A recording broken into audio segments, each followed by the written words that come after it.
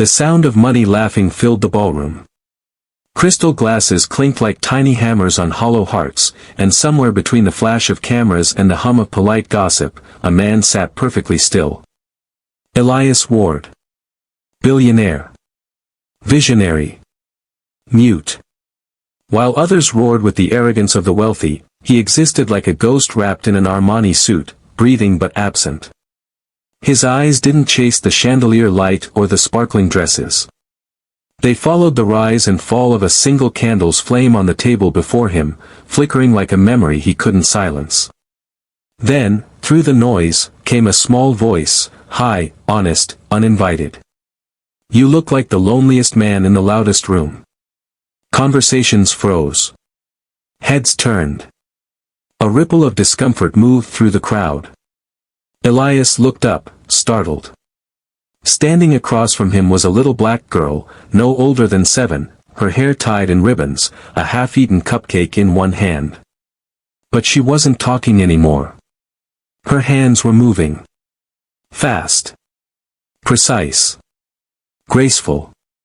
Sign language. For a moment, Elias forgot to breathe. No one here ever spoke to him that way, with intention, with understanding. His own hands twitched, unsure if he should respond. Around them, laughter resumed awkwardly, louder than before, trying to bury the strangeness of the moment. But Elias didn't move. The girl kept signing. And in a room where every sound meant nothing, silence finally spoke. Low-tempo piano swells beneath the crowd's distant chatter. Cut to Elias's face, a flicker of life behind still eyes. The ballroom of the Langston Hotel pulsed like a living organism, gold light, laughter, and secrets feeding through its veins. It was the annual Orem Gala, a playground for New York's elite to congratulate themselves for their generosity. Cameras loved it here. So did greed. At the center of it all sat Elias Ward, a man who hadn't said a word in 7 years. His fortune had built half the city's skyline. Tech firms, smart architecture, sustainable energy projects, all stamped with the silent brilliance of a man who no longer needed a voice to command obedience. They called him the Silence Billionaire. A headline once wrote, "He speaks with money, not words." The world believed that. He let them. But beneath that legend lived a truth far quieter, and far crueler. Elias had lost his voice in the explosion that killed 47 of his factory workers, a tragedy caused by a corner he'd once allowed others to cut in his name. The blast had stolen not just his vocal cords but every ounce of ease from his soul. Since then, he'd spoken through ink and glass screens, through gestures and contracts, never once daring to face the human sound of forgiveness. And yet, there she was. A child in a hand-me-down dress, crumbs on her cheek, standing in the one place no child should have been, the center of power's illusion. The crowd didn't know whether to laugh or to pretend she wasn't real. "Whose kid is that?" a woman whispered behind her champagne. "Security should escort her out," another murmured, clutching her pearls like truth itself had offended her. Elias's security chief took a step forward, murmuring into his earpiece, but Elias raised a hand. "Stop." The billionaire's assistant froze mid-step. The crowd, always hungry for spectacle, leaned in. The little girl tilted her head. Her brown eyes sparkled with that peculiar courage only children and the broken ever possess. She signed again, slower this time, shaping each word with care. "You don't look happy." Elias's chest tightened. He hadn't seen those gestures, those shapes of language, since therapy sessions years ago, when every movement of his hands reminded him of what he'd lost. His throat burned with ghosts. He reached for a napkin, found a silver pen beside his plate, and wrote with quick precision. "Who taught you that?" Nia smiled, that was her name, though he wouldn't know it yet, and signed back, "My mama. She teaches kids who can't talk loud." The response was simple, yet it echoed louder than the music swelling behind them. Around the table, investors and heiresses fidgeted, pretending not to watch.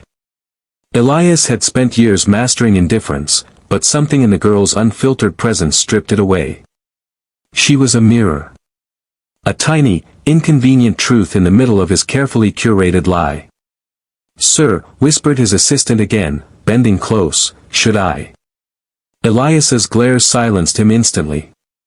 His pen moved again, this time slower, deliberate. "Let her stay." The assistant hesitated. "She's staff's kid, sir. She doesn't belong here." Elias's jaw tightened.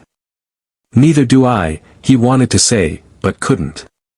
Instead, he scribbled. "She's the only honest person in this room." When the note reached the assistant's trembling hands, he read it twice before stepping back. The message spread among the nearby tables like scandalous wildfire. The music faltered for half a beat, as if even the pianist sensed the shift.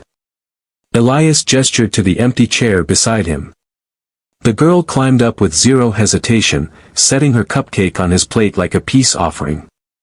"You should eat something sweet," she said, half talking, half signing. "Your face looks tired." He blinked, almost amused. Her tiny hands fluttered again, awkward, enthusiastic, imperfect, but every motion carried the weight of care. She wasn't pitying him. She wasn't staring like the rest. She was speaking to him. And for the first time in years, someone wasn't treating his silence like a disability, but like a language. A woman in a diamond collar, the gala's host, approached, her smile stretched tight. "Mr. Ward, if the child is disrupting." He wrote quickly, sliding the note toward her with calm finality. "She's the first person here who has said anything worth hearing." The host flushed, mumbled an apology, and retreated. The crowd whispered louder. The little girl grinned, swinging her legs under the table. "People don't like when you tell the truth," she said, then added with a shrug, "but Mama says the truth don't care who it makes uncomfortable." Elias felt something stir, not laughter, not yet, but the faint memory of it. His fingers traced the rim of his wineglass, his eyes softening as the party resumed its noisy pretense of joy. For the next few minutes, neither of them spoke. She doodled on a napkin with a butter knife's edge, and he watched her sketch a wobbly smiley face that somehow looked more alive than anyone in the room. When she finished, she turned it toward him. "That's you," she announced proudly. He shook his head, lips curling slightly. She frowned. "Then draw yourself." He hesitated, then took the knife and carved 2 short lines beneath her drawing, 2 raised eyebrows over tired eyes. She nodded approvingly. "Better. You just need color." Before he could react, she took a cherry from his untouched drink and smeared red across the drawing's mouth. "Now you're smiling," she said. He stared at it. For a long moment, he didn't look away. Across the room, the camera flashes resumed, politicians posing, celebrities pretending, the orchestra playing louder than sincerity. But for Elias Ward, the world had quieted into something small, bright, and unexpectedly real. And somewhere near the catering table, a woman with tired eyes and flour-dusted hands watched her daughter sitting beside a billionaire, her heart caught between fear and wonder. Asha Washington had no idea that before this night was over, her child would change the course of a man's life. The gala carried on, pretending nothing unusual had happened. But truth has a strange way of echoing long after words fall silent.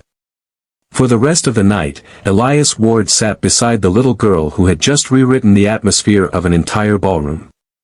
Her name, he finally learned, was Nia Washington. She spelled it for him with deliberate care, Nia. The same way she might have introduced herself to a new class at school. Her hands moved with the casual confidence of someone who spoke many languages, kindness being her favorite. Elias didn't eat. He never did at these events. Food was just another prop between deals and headlines. But when Nia offered him a piece of her cupcake, holding it out with sticky fingers and a daring grin, he took it. The crowd's murmurs returned, sharp, metallic, curious. "Look at that," whispered a woman near the orchestra. "The billionaire's finally found someone who'll talk to him." "Or teach him," said another. Elias ignored them. So did Nia. She was busy pointing at his watch, a limited edition piece worth more than most families earned in a year. You could buy 100 houses with that, she said aloud, then signed the same words again so he could read them twice. He wrote a reply on a napkin. Some people collect time when they don't know what else to keep. Nia squinted. That's silly. He nodded. It was. From across the room, Asha Washington, Nia's mother, spotted her daughter again. Her tray of hors d'oeuvres nearly slipped from her hand. She hurried toward the security line, whispering furiously to a coworker. She's with him again. With Elias Ward. The coworker frowned. You mean that Elias Ward? Asha nodded. Her voice lowered. The one whose factory blew up in 18. The one who never said a word afterward. She didn't know if she was more afraid for her job or her daughter's heart. When Asha finally reached the table, Nia was laughing, that pure, unfiltered kind of laugh that cut through champagne chatter and made people forget what was important. Elias noticed Asha immediately. The resemblance was undeniable, same sharp eyes, same steel hidden under warmth. Asha's smile was professional, but her tone was brisk. I'm sorry, sir. My daughter shouldn't be bothering you. Elias raised a hand, a gentle stop. He picked up his pen and wrote on a clean napkin. She's not bothering me. She's teaching me. Asha hesitated. The words were simple, but the look behind them wasn't. Something in his eyes, the weight of a man who'd seen too much and spoken too little, made her pause. Come on, Nia, she said softly. It's time to go. The nice man has important people to talk to. Nia frowned. But he doesn't talk, Mama. Then, turning to Elias, she signed, will you be here next time? He blinked, once, twice, then wrote, if you are. Nia smiled as Asha gently led her away. For a man who had built empires, it was the first promise he'd made that actually scared him. The following morning, the tabloids did what tabloids do best. Silence. Billionaire finally speaks, through a child. The girl who broke his quiet. Images of Nia's small hands mid-gesture flooded social media. Commentators debated symbolism, others questioned authenticity. Was it a PR stunt? A publicity ploy? Some even called it exploitation. Elias read none of it, not directly. His assistant, however, reported everything. Public sympathy spiking, the man said, pacing in Elias's penthouse office. It's humanizing you. People think it's sweet. Elias simply stared out the window, where dawn melted into the Manhattan skyline. Sweet wasn't the word he'd use. Unsettling, maybe. Stirring. On his desk sat a single object, the napkin with Nia's cupcake stain, folded neatly like scripture. He traced the edge with one finger. The world's noise had always been his cage. For years, silence had been his armor, now it felt like a wall closing in. He remembered her signing, you don't look happy. No one had dared say that to him in years. Not shareholders. Not doctors. Not friends, if he still had any. He pressed his pen to paper again. Find her. Quietly. The assistant hesitated. Sir, she's a child. Elias turned, gaze sharp. Her mother runs a community program for kids with hearing loss. Offer funding, anonymous. A pause. Then, one more line, no cameras. No articles. Just help. Meanwhile, in a modest apartment in the Bronx, Asha sat at a cracked kitchen table with her phone buzzing non-stop. Reporters had somehow tracked her number down. She kept declining calls, but the messages piled up. Is it true your daughter taught Elias Ward sign language? Can we interview you for the morning circuit?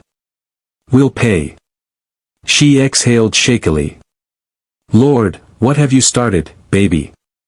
Nia sat across from her, coloring a picture of the ballroom scene from memory. two stick figures, one tall and silent, one small and smiling. She was humming softly, unbothered. Asha's best friend, Marlene, leaned against the counter. "Girl, you know who that man is, right? That's money with legs. You better keep Nia away before folks start thinking you're chasing it." Asha shot her a glare. "It's not like that. Maybe not to you. But the world don't see it that way." Her phone buzzed again. This time it was an email, anonymous, unsigned, but with a short message. "A donation has been made to the Bronx Center for Deaf and Hearing Youth. From a friend." Attached was confirmation of funds large enough to keep the center open for 3 more years. Asha's hands trembled. She didn't need to guess who it was.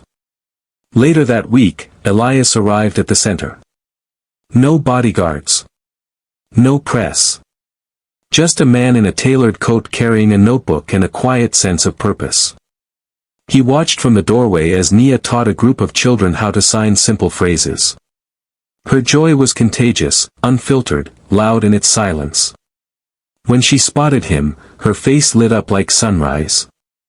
"You came," she exclaimed, half signing, half shouting, because children never worry about decorum. Asha froze by the art supplies table. "Mr. Ward." He raised a hand. "Just Elias." He wrote it on his pad, then added, "If I may help, I'd like to." Asha folded her arms, unsure whether to thank him or send him away. "Help how?" He hesitated, then wrote slowly, "By listening." And that's how it began.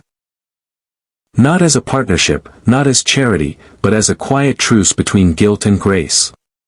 Elias started coming every Thursday. At first, he just observed, sketching designs for better classroom equipment, adjustable chairs for small hands, softer lighting for sensory sensitivity. Then he began signing back to the kids. His movements were stiff at first, but Nia corrected him patiently, laughing whenever he made a mistake. He hadn't realized how much he'd missed laughter. One evening, as Asha locked up, she found Elias still inside, staring at the wall of children's drawings. She approached carefully. "You don't have to keep coming here," she said.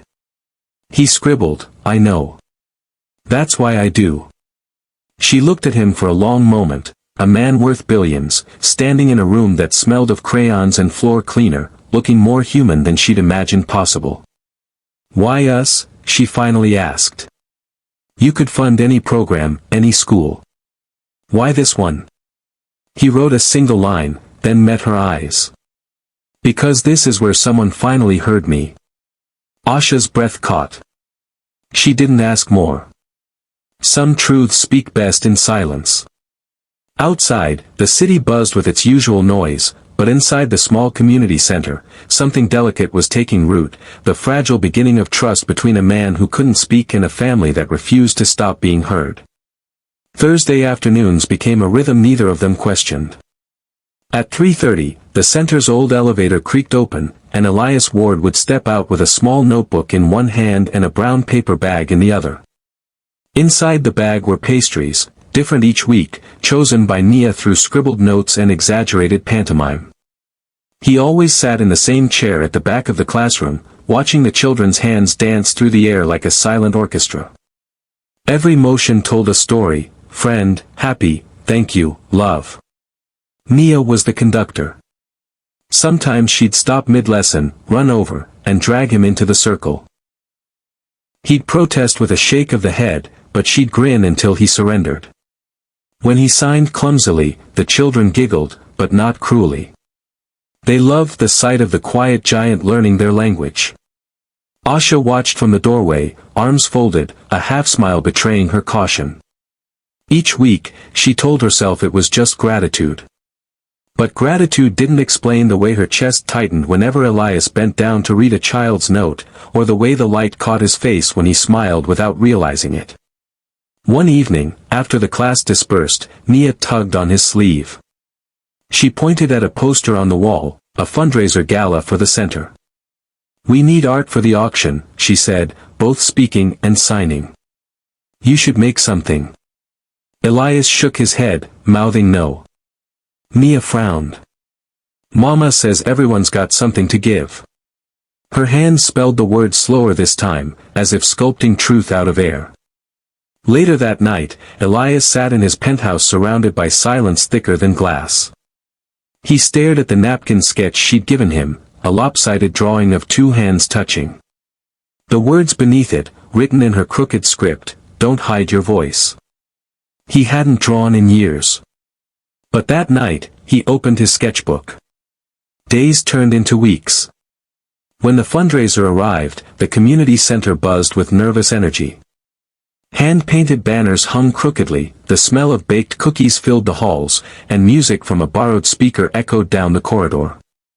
On the main table sat Elias's contribution, a small wooden sculpture of two hands meeting in mid-sign, carved from reclaimed oak. Beneath it, a single placard read, "Hope." Asha found him standing in the corner, watching strangers examine his work. "You made that?" she asked. He nodded. "It's beautiful," she said softly. Then, quieter, "You could sell that for more than everything else in this room combined." He shrugged, writing on his notepad, "It's not for sale. It's for keeping." "For who?" He hesitated. Then wrote, "For whoever needs it most." Asha smiled, a small, reluctant smile that looked like the beginning of forgiveness. Later that night, as the fundraiser wound down, local reporters appeared, cameras flashing. Someone recognized Elias, whispers spread. A journalist shouted a question, "Mr. Ward, is it true you're financing the center to fix your image?" Asha's body stiffened. She turned to see Elias standing still, eyes calm. He reached for his notebook and wrote slowly. "I'm not fixing my image. I'm fixing myself." He held the note toward the nearest camera. Flashbulbs erupted. For a brief moment, silence conquered noise. By morning, social feeds were ablaze again. Clips of the encounter spread under the headline. "Mute billionaire speaks through sign of hope." Instead of backlash, something unexpected happened, people listened. Donations poured in.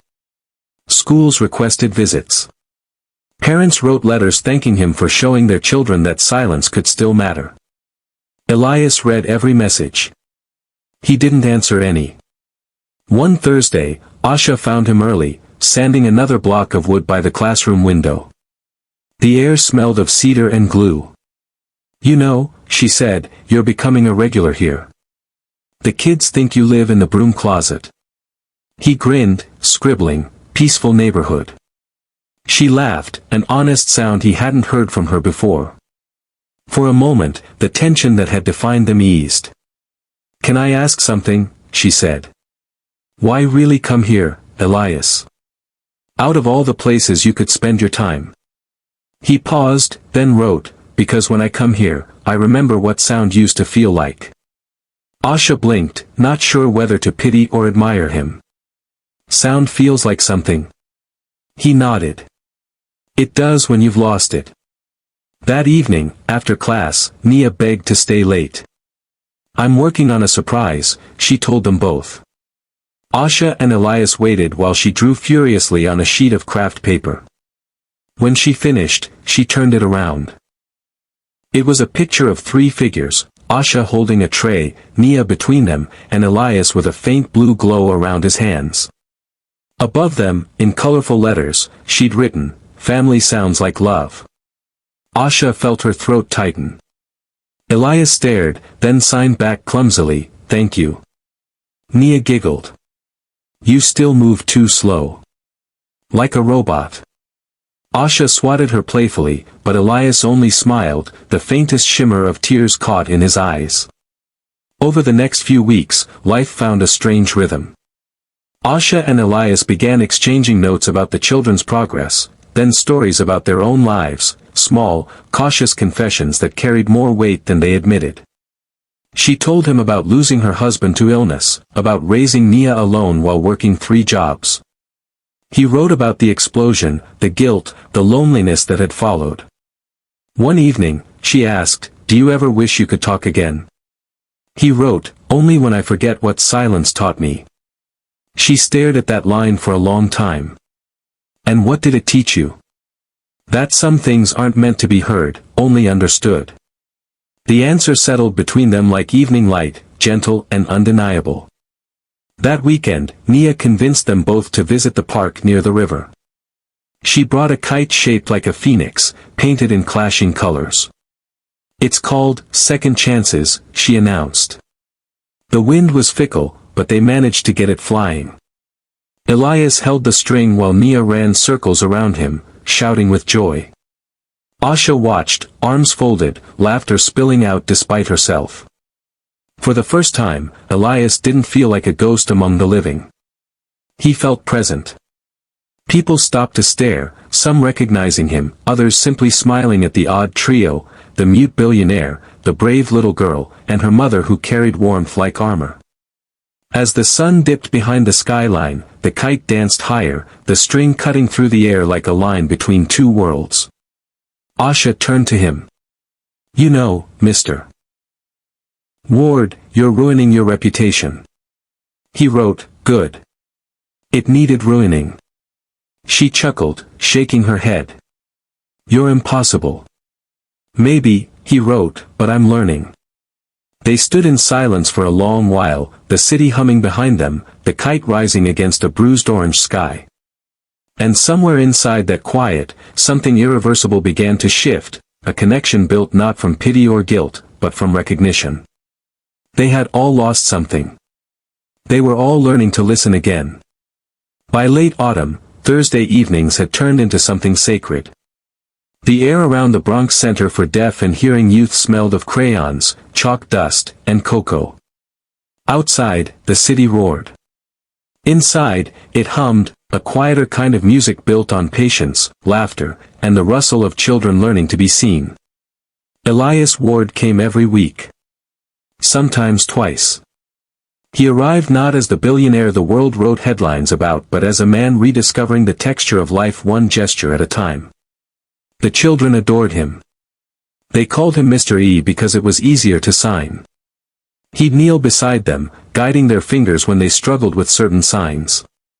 His hands, once accustomed only to contracts and blueprints, had grown steady again, capable, human. Asha began trusting him enough to let her guard drop. She no longer hovered protectively whenever he spoke to Nia. She even smiled more freely, her laughter spilling through the hallways like sunlight catching dust. It was Nia who kept them tethered, two adults from worlds too far apart, drawn into orbit by the gravity of her innocence. One chilly evening, after class ended, Nia tugged at Elias's sleeve and pointed toward the art room. "We're painting tonight. You, too." He looked at the neatly pressed cuffs of his white shirt, then at her paint-smeared fingers, and sighed with exaggerated reluctance. She giggled. "You can't hide behind fancy clothes forever." He followed her. Inside, the children were painting with bright, unrestrained colors. Asha stood by the window, humming to herself as she cleaned brushes. Elias hesitated at the table before picking up a brush. He hadn't painted since university, before silence became his constant companion. "What are you making?" Nia asked. He wrote, "A window." "Why a window?" He paused, then wrote, "Because some people forget what open looks like." She tilted her head, pretending to ponder. "Then paint it big." He did. And for the first time in years, color returned to his hands. Asha walked over, wiping her hands on a towel. "You've got talent, Mr. E." He smiled faintly and scribbled, "had." Trying to find it again. She leaned against the table, studying the half-finished canvas, an abstract swirl of blues and golds. "You know, when I first saw you at that gala, I thought you were made of stone. And now?" He wrote. "Now," she said, glancing toward Nia, "I think maybe you were just waiting for someone to knock." He looked at her for a long, quiet moment. Then back at the window he was painting. "Maybe," his expression seemed to say. Weeks blurred into each other. Winter settled in. Snow dusted the sidewalks outside the center. Elias began arriving earlier, helping Asha with repairs, tightening bolts, repainting doors, upgrading the playground equipment out back. He even built a small wooden bench under the sycamore tree near the entrance. On the backrest, he engraved 3 words in simple block letters. Listen. Learn. Love. The children called it Mr. E's bench. Asha often caught him sitting there before class, sketchbook open, steam from a paper coffee cup curling upward. Once, she joined him, wrapping her coat tighter against the cold. "You ever think about going back?" she asked. "To your world, the boardrooms, the cameras?" He shook his head immediately, then wrote, "I went back once. Didn't hear anything worth staying for." She smiled sadly. "I get that." He raised an eyebrow. She explained, "When my husband died, everyone told me to move on. To smile for Nia. I tried. But people's words, they're not always the kind that help. Sometimes silence is the only thing that feels honest." Elias nodded slowly. Then wrote, "Silence can be cruel too." She met his eyes. "Only if you stay in it too long." The wind carried their breath away in small white clouds. They sat together in that fragile peace, both knowing they were standing on ground that could crumble, or bloom, at any moment. Inside the center, Nia was working on a new art project, a wall of voices. Each child created a painted tile representing their voice, something that expressed who they were beyond sound.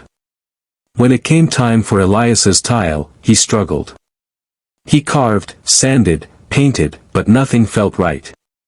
He ended up creating a simple white tile with one raised symbol, the sign for hope. Nia beamed when he showed it to her. "That's perfect." He frowned, uncertain. She touched his hand, repeating the sign slowly, deliberately. "Hope is quiet, too," she said. Asha watched the exchange from the doorway, her heart tightening. There was something about the way Elias looked at her daughter, gentle, reverent, that felt both comforting and dangerous. That night, after locking up, she found him still there, staring at the finished wall. "Looks good," she said softly. He nodded. "You've made this place better," she added. He wrote, "It made me better first." She smiled faintly. "You're a poet now." He scribbled, "Only when she's around." Asha didn't respond right away. But something in her eyes changed, an understanding, a quiet recognition of a feeling she wasn't ready to name.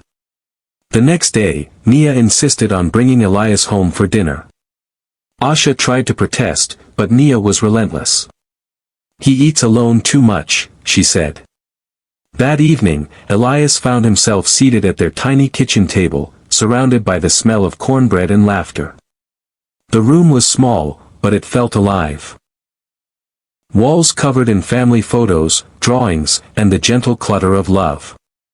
Nia asked him endless questions between bites. Did he dream? Did he ever get angry? Did he remember music? He answered each with a note or a sign, patient and smiling. When Asha caught him tapping his finger lightly on the table in rhythm, she asked, "You remember songs?" He nodded, scribbling, "Sometimes I still feel them in my bones." She smiled softly. "That's the best way to hear." For dessert, Nia presented him with a piece of chocolate cake, slightly overbaked, frosting uneven. "I made it," she declared proudly. He took a bite, exaggerated his delight, and signed delicious with dramatic flair.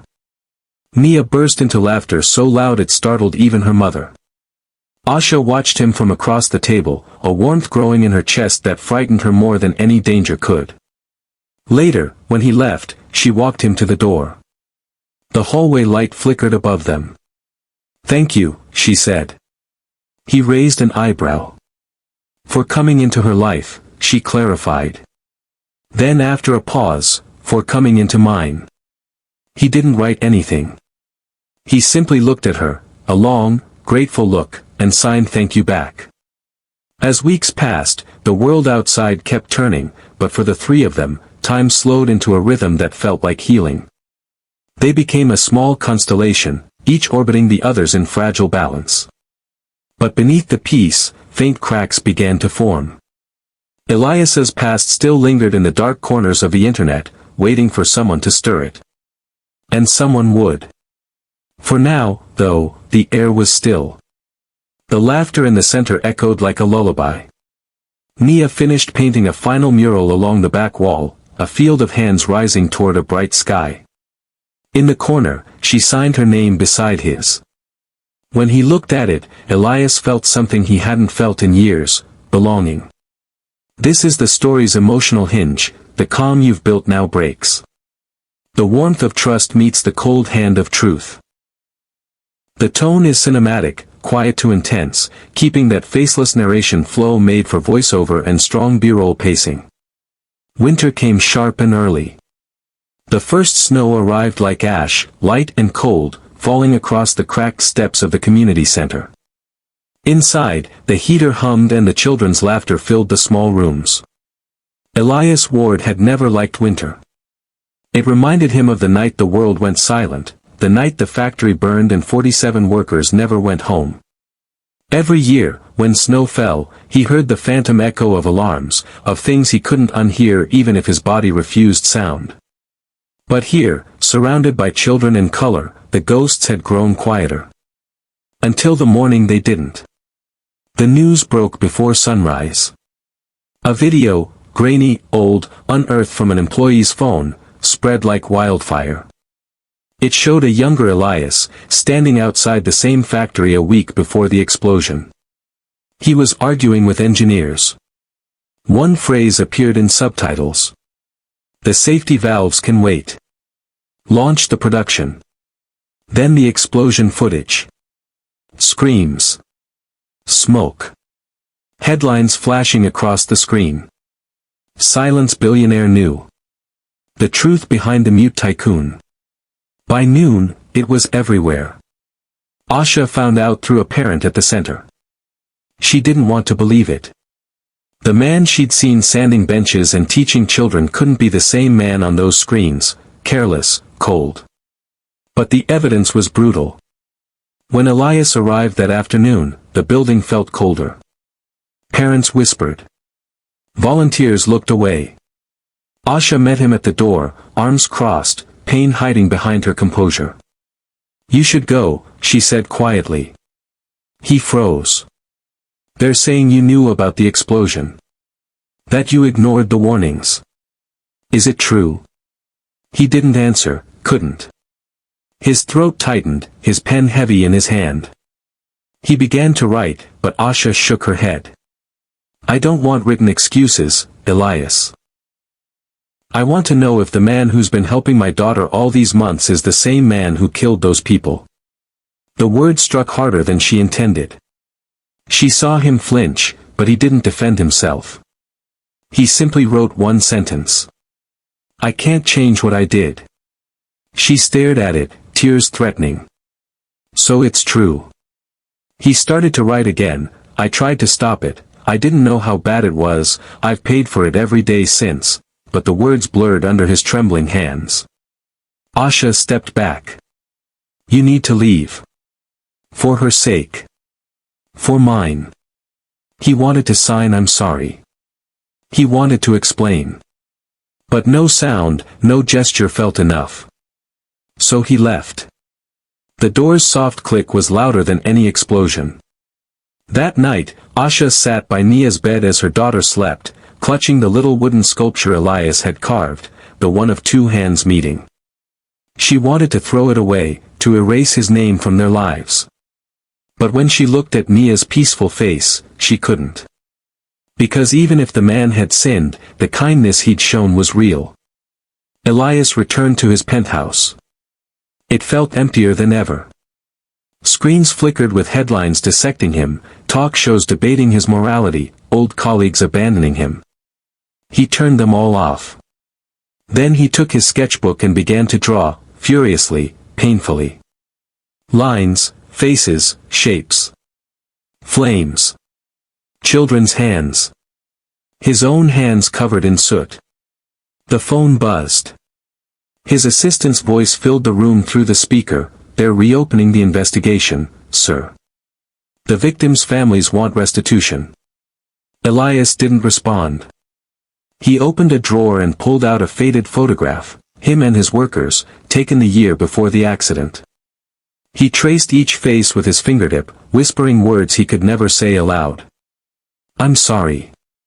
Tears slipped down his cheek, quiet as breath. 3 days passed before he returned to the community center. The building was nearly empty, only Nia sat by the mural wall, coloring alone. When she saw him, her eyes lit up for a second before dimming again. "Mama said you're not coming back." He hesitated. Then wrote on his pad, "Do you want me to go?" She bit her lip. "Did you hurt people?"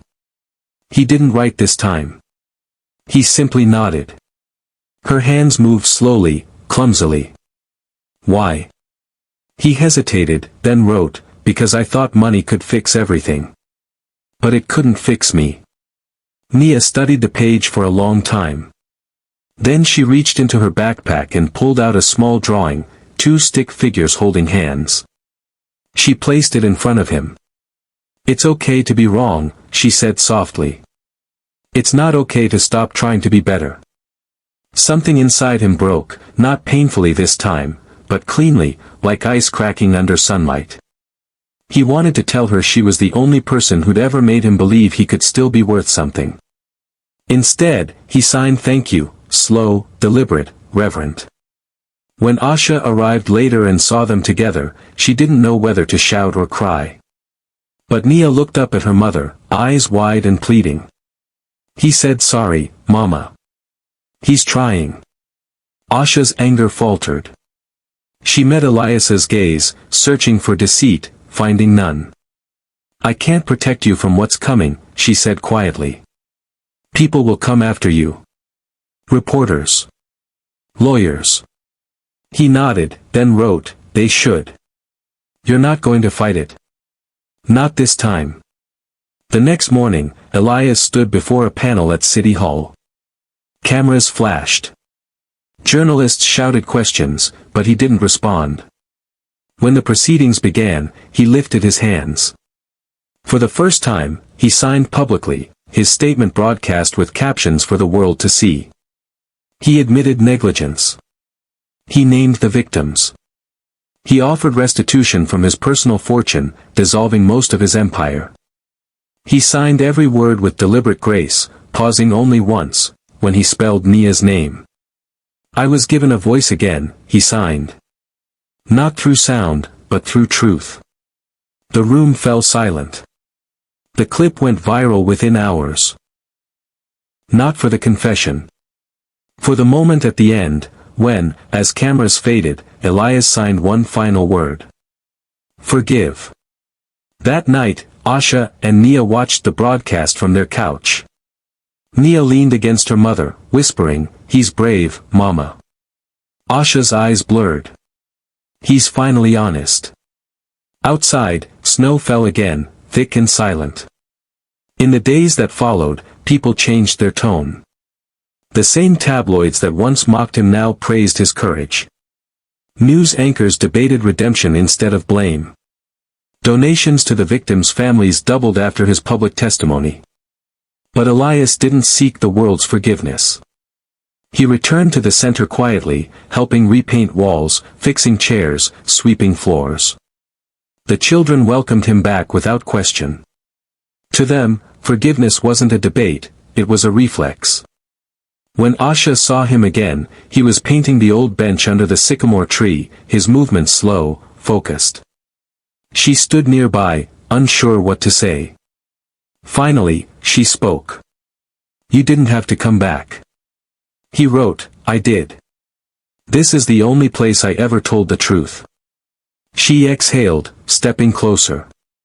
"You hurt a lot of people, Elias. But you're trying to make it right. That matters." He smiled faintly, signing "Thank you." Then, almost shyly, he signed "Friend." Asha hesitated, then mirrored the sign back. "Friend. For the first time in months, the weight in his chest lifted. Later, Nia bounded up to them, holding a paper star she'd made in class. "It's for you," she told Elias. "Mama says people who make mistakes need light to find their way." He accepted it, tracing the edges with care. Asha watched him carefully. "Do you believe that?" He met her eyes, signed "I do now," and placed the star inside his jacket pocket. The piano theme swells. The camera pulls back to show the three of them under falling snow, the silent billionaire, the fearless child, and the woman who taught them both that forgiveness doesn't erase the past, it simply lets you live with it. This is the high-tension emotional and moral summit of the story, where Elias must act selflessly and prove that his redemption is real. The tone is cinematic, heart-gripping, and paced for a faceless YouTube voiceover, long pauses, sound cues, and moral weight in every line. Spring arrived quietly that year. The snow melted into gray puddles along the sidewalks, the trees behind the community center began to bud again, and for a while, everything felt still. The noise of scandal had faded. Elias Ward's confession had been dissected, analyzed, praised, condemned, and then, as the world always does, forgotten in favor of fresher chaos. But for those who mattered, Asha, Nia, and the children, life hadn't gone back to normal. It had gone forward. The center thrived again. Donations flooded in, most of them anonymous, though everyone knew whose quiet generosity still kept the lights glowing each night. And yet, the peace wouldn't last. One Friday afternoon, Asha burst into the art room, a phone clutched in her hand. "Elias," she said, breathless. "You need to see this." On the screen was a news headline. Victims' Trust Fund frozen amid legal battle. Anonymous investor demands control. Beneath it, a name Elias recognized, Jonathan Vail. His former partner. The man who'd once convinced him to ignore the safety reports. The man who'd walked away clean when Elias took the blame. Elias's pulse quickened. Vail had resurfaced, using legal loopholes to claim that Elias's restitution fund, millions meant for victims' families, had been created under duress, and therefore void. If Vail won, the money would disappear into corporate courts, leaving the families with nothing. Asha looked at him, panic in her eyes. "They can't take it, Elias. That money belongs to those people." He stared at the headline, jaw set. For the first time in years, silence didn't feel safe, it felt like a cage. He picked up his pen and wrote, "I'll stop him." The next day, Elias arrived at the downtown courthouse alone. Reporters swarmed, shouting questions he couldn't answer and accusations he no longer feared. Vail was already inside, smiling that thin, practiced smile reserved for men who thought they'd never be held accountable. When Elias entered the hearing room, Vail's attorney scoffed. "Mr. Ward still can't speak, I see. Convenient for a man who wants to avoid perjury." The judge banged the gavel for silence, but the jab had already landed. Elias stood. He didn't reach for a microphone or a tablet. He lifted his hands. The interpreter moved to his side. And then, slowly, Elias began to sign. Every gesture was deliberate, sharp as a blade. "I made mistakes. I hid from them. But I won't let another man use my silence to hurt others again." The interpreter's voice carried his words into the echoing room. Gasps rippled through the audience. Vail shifted uncomfortably. Elias continued. "The money in that fund does not belong to me. It belongs to every family who lost someone because of our greed." Vail's lawyer objected. "This is emotional manipulation." Elias ignored him. His signs became faster, fiercer. "You taught me to measure everything in profit. I'm done counting that way. This time, I'll pay in truth." The judge leaned forward, rapping the bench. "Mr. Vail, I have reviewed your filings. Unless you have evidence contradicting Mr. Ward's statement, your motion is denied." Vail opened his mouth to argue, but the cameras caught Elias stepping forward, pulling out a signed document from his coat. It was a full transfer of his remaining assets, every cent, to the victim's trust. A collective gasp filled the room. The judge blinked. "Mr. Ward, this means you relinquish personal control over your entire fortune." "Are you certain?" Elias nodded once. Then signed, "Some debts can't be measured in money." For a moment, even Vale had no words. When the gavel struck, the case was over. Elias Ward walked out of the courthouse with nothing left but the clothes on his back and a quiet kind of peace money could never buy. News broke within the hour. Silence billionaire gives away entire fortune. The man who spoke without sound. The headlines swirled again, but this time, Elias didn't care.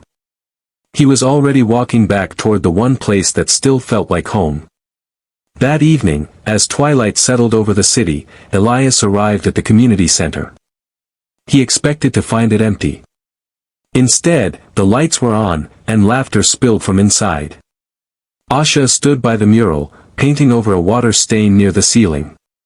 She turned when she saw him, surprised, then smiling faintly. "You did it," she said.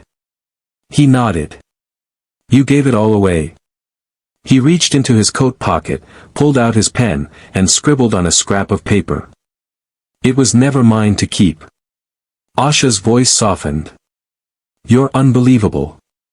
He grinned, small, tired, but real. Nia came running down the hall, holding the little music box he'd given her months ago. "Mama fixed it. Listen." She turned the key. A delicate tune spilled out, soft piano notes that filled the room like the heartbeat of something reborn. Elias closed his eyes. He couldn't hear it, but he felt it, the vibration through the floor, the rhythm through his bones. Asha watched him. "Can you tell what song it is?" He smiled and signed, "It doesn't matter. I can feel it." Outside, thunder rolled in the distance. A storm was coming.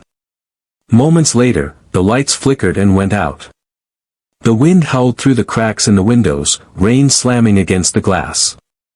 Asha rushed to check the back door, it had blown open. Water poured in, flooding the hallway. "Get the kids upstairs," she shouted to the volunteers. Elias moved instantly, helping lift boxes and unplug equipment. Nia stood frozen near the mural, clutching her music box as lightning flashed. A sudden crash.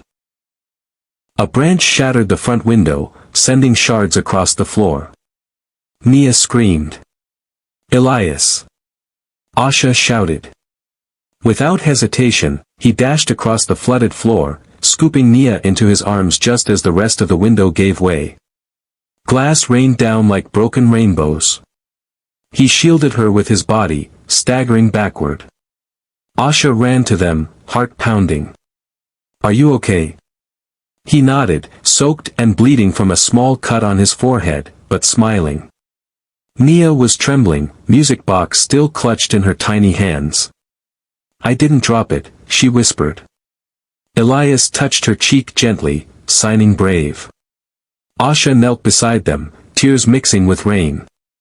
"You could have been hurt." He shrugged. "She's worth it." The storm raged, but inside that small circle of light, 2 women and 1 man holding the pieces of something fragile but unbreakable, there was peace.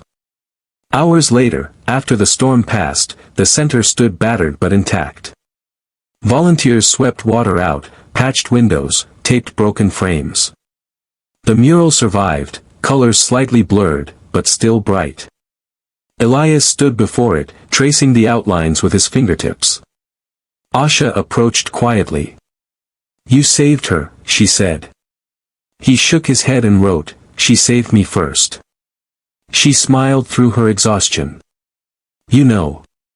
I believe that." He hesitated, then added one more line, "And you saved us both."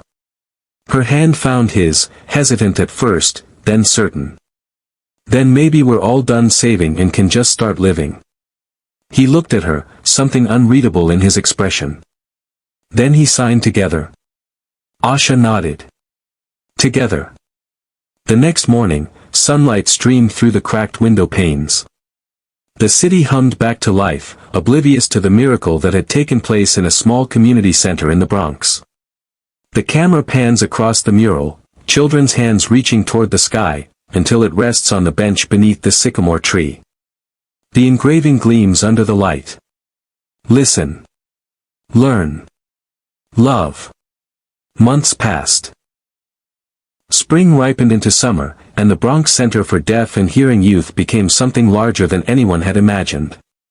The new sign on the wall read, "The Ward House for Voices Unheard." The name wasn't Elias's idea. It was Asha's. The community insisted.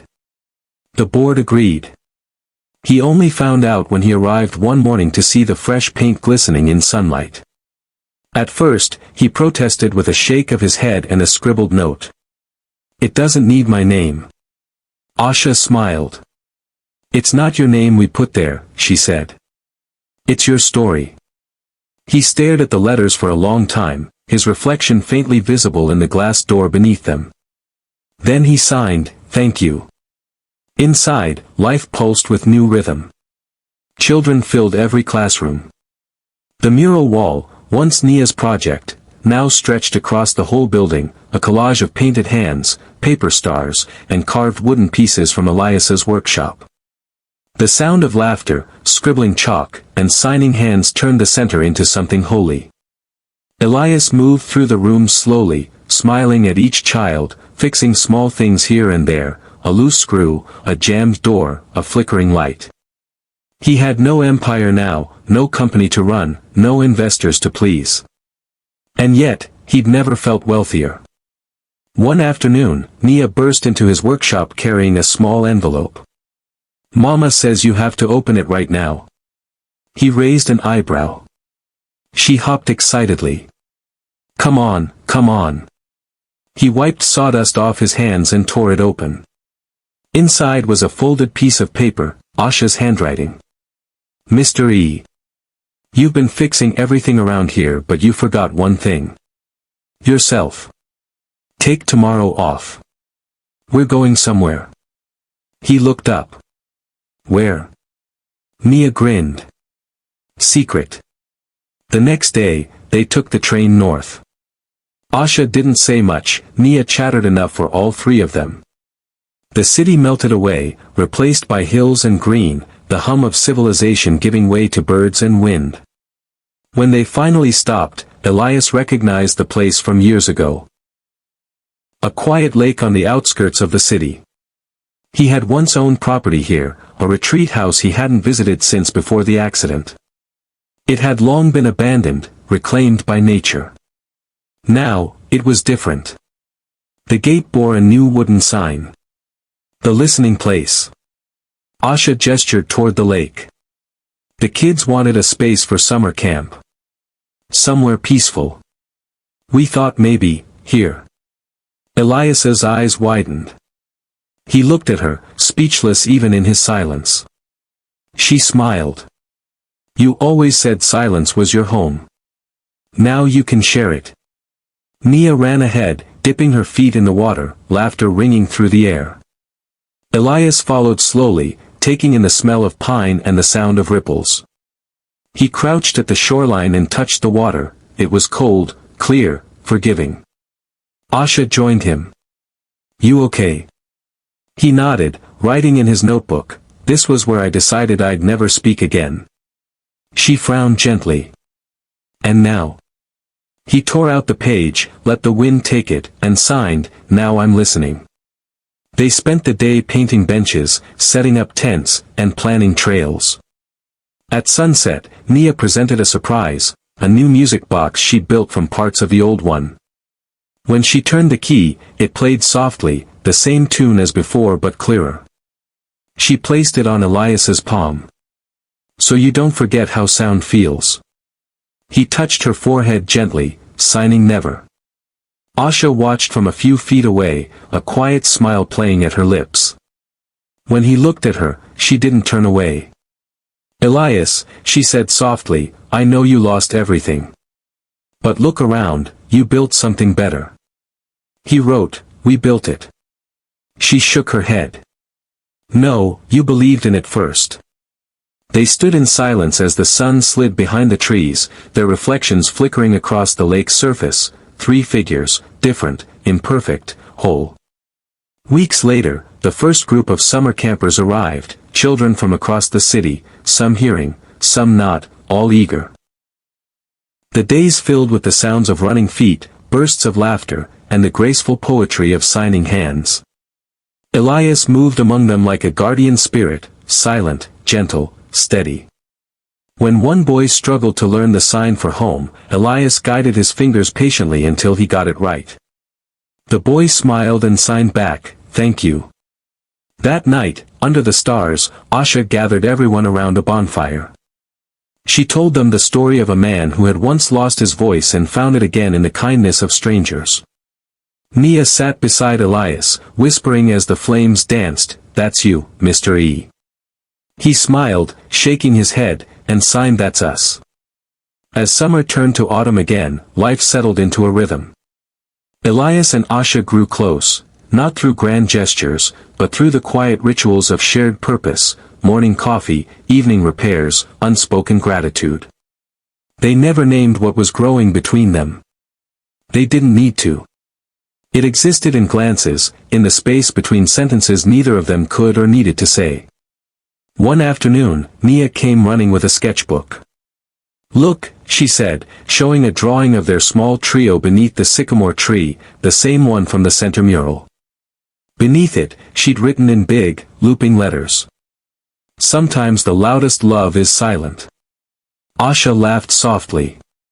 Where did you hear that? Nia shrugged. You said it once. Or maybe he did. Elias smiled, tracing the words with his finger. Then he added a signature beneath hers, his initials, small and neat. Months later, a reporter tracked him down. They'd found him through public records of his donations and wanted an interview. He agreed, on one condition, no cameras, no microphones. Just questions written on paper. The reporter, confused but intrigued, met him under the sycamore tree. Mr. Ward, she asked, why give up everything? He wrote slowly, because silence taught me that what we keep isn't who we are. What we give away, that's our voice. She stared at the page for a long time, then folded it gently, saying nothing more. The next morning, her article went viral. But unlike the old headlines, this one carried no scandal, no noise. Its title simply read, The Man Who Found His Voice in Silence. The final scene. Evening. The center is closing for the day. Children wave goodbye. Asha locks the front door. Nia runs ahead to the bench under the sycamore. Elias joins her there, lowering himself slowly, his hands folded, his expression soft. Nia leans her head on his shoulder. Do you ever wish you could really talk? He shakes his head. Then signs, I'm talking right now. She grins. You mean with your hands? He shakes his head again and points gently to his heart. Asha approaches, watching them, her daughter and the man who'd once been broken beyond repair, now whole in a way words could never describe. She sits beside him. He reaches into his pocket and pulls out a small gift, a silver pendant shaped like 2 hands forming the sign for hope. For me? She asks softly. He nods, smiling. She fastens it around her neck, whispering, I can't think of a better word for what you've given us. He looks up at the fading light through the branches, the golden glow painting their faces. Voiceover, gentle, final. Sometimes redemption isn't a grand finale.